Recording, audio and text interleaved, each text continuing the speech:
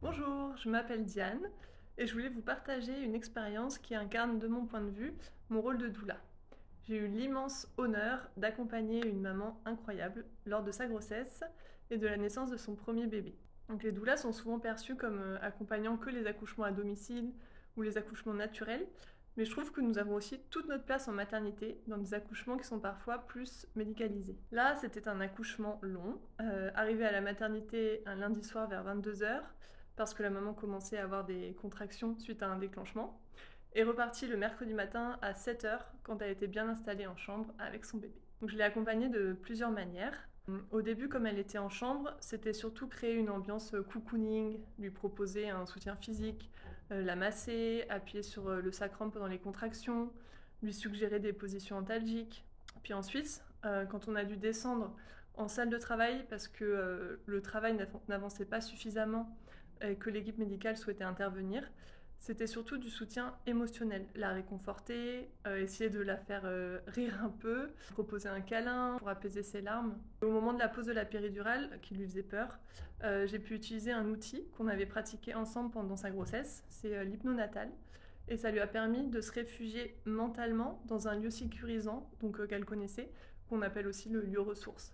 Et elle m'a dit par la suite que focaliser sur ma voix, ça l'avait beaucoup aidée. Et elle tenait aussi un peigne dans la main. Et une fois la péridurale posée, ça a été de longues heures avant que la naissance ait lieu. J'ai accompagné comme j'ai pu les phases d'espoir, de désespoir, par de l'écoute, beaucoup d'écoute, des mots doux, des caresses sur le visage, de l'hypnose. Pour moi, mon rôle de doula à ce moment-là, c'était de lui permettre de s'apaiser le plus possible, de se reposer, de se divertir.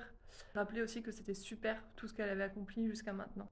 Je lui ai aussi beaucoup massé les jambes parce qu'elle les sentait plus avec la péridurale. Ça lui permettait de retrouver les contours de son corps. J'ai aussi donné des petites nouvelles à sa maman et au papa. Et c'est important de garder aussi en tête de se préserver soi-même un minimum pour être disponible jusqu'au bout. Et quand le moment de la poussée est enfin arrivé, je lui ai tenu très fort la main. J'ai essayé de lui transmettre toute la force que je pouvais. Je l'ai encouragée encore et encore. Et j'avais vraiment cette envie de pousser pour elle à sa place. Et je voyais combien c'était dur pour elle.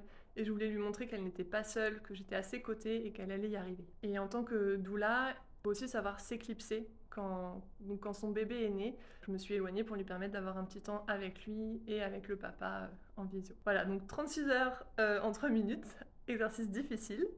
Encore un grand merci à cette maman et à tous les parents qui nous font confiance à nous, les doulas.